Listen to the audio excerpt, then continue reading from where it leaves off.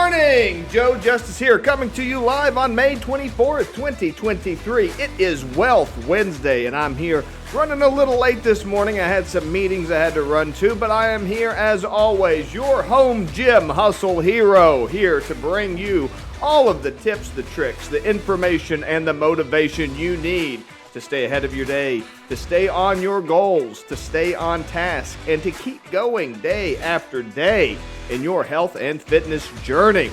If you're looking for a little bit of help in moving forward, a little bit of a challenge, be sure to join me at joejustice.org/join. We are doing workouts all May long, Mondays and Fridays, virtually via Zoom. And the full plan is to do that well into June and July, all summer long, Mondays and Fridays.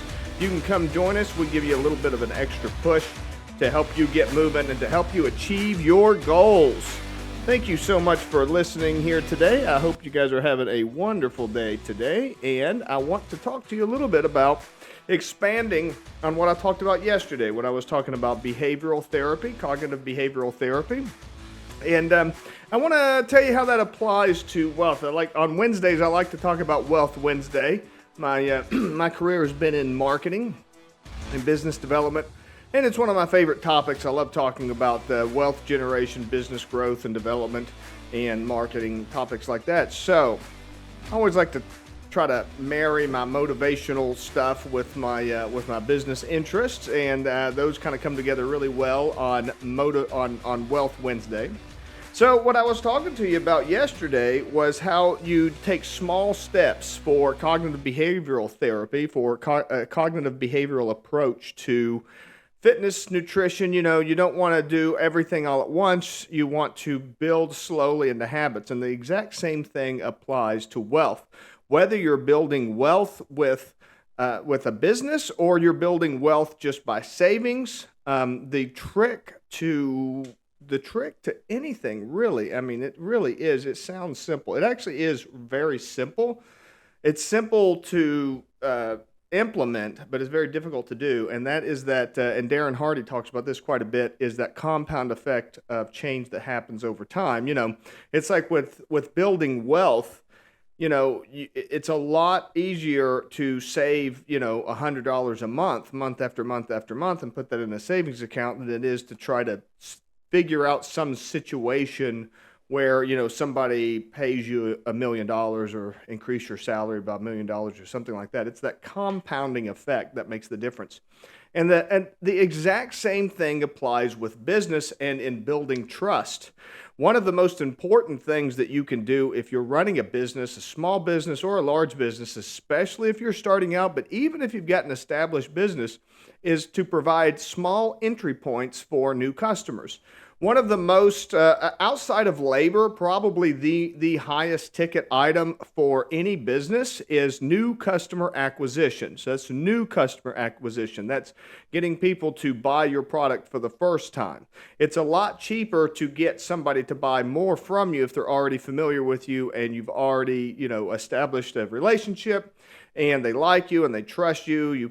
This is all assuming that you actually provide a good service and actually come through. It's next to impossible if they know you and, you have bad customer service and you've got a terrible product and, everything else. So if you're just trying to con people out of money, then you're not going to have a whole lot of success, period. I want to make that totally clear.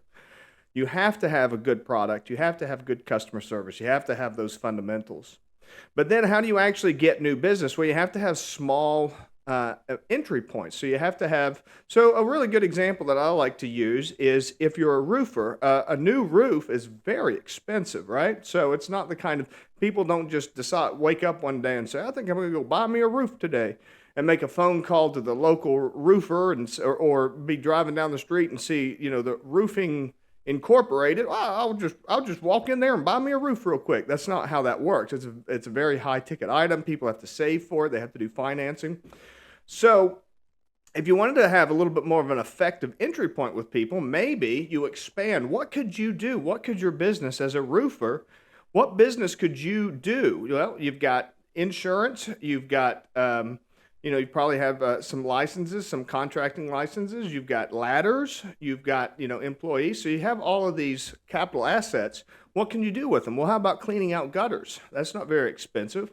You can clean out, a set of gutters. Let's say, clean out a set of gutters for $100 or something like that. You'd do $99 because that's how that kind of stuff works.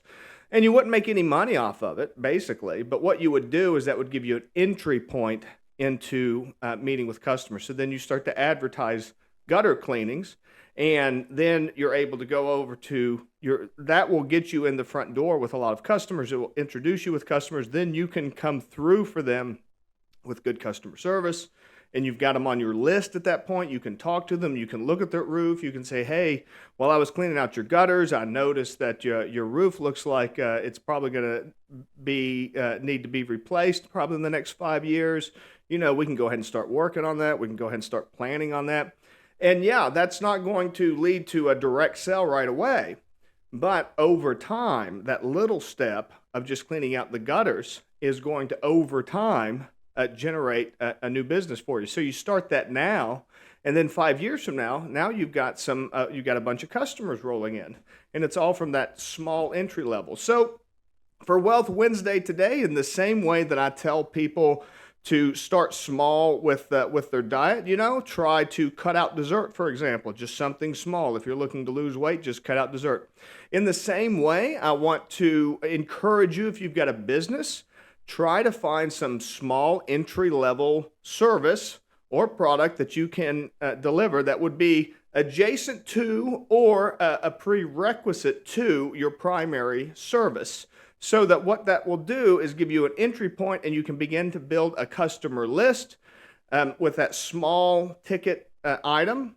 And by using that small ticket item to begin to gradually start building a list, then you can begin working on upselling them, because upselling existing clients is immeasurably easier than trying to acquire new customers for high ticket items. Hope you found that interesting today. If you did, please be sure to follow, like, subscribe, share this with a friend of yours. Maybe you don't have a small business, or maybe you don't work in the business development space, but tag your friends, share this video with them, let them know about some of this information. I hope that you found it helpful. Again, if you want to join my group, if you want a little challenge, every Mondays and Fridays, we're going to be doing live workouts via Zoom, and I would love to have you part of that. Just go to joejustice.org/join. Come join me, and I will be sure to give you a little bit of extra push throughout the week. Have a great day today. Happy Wealth Wednesday, and I will see you all tomorrow. Bye for now.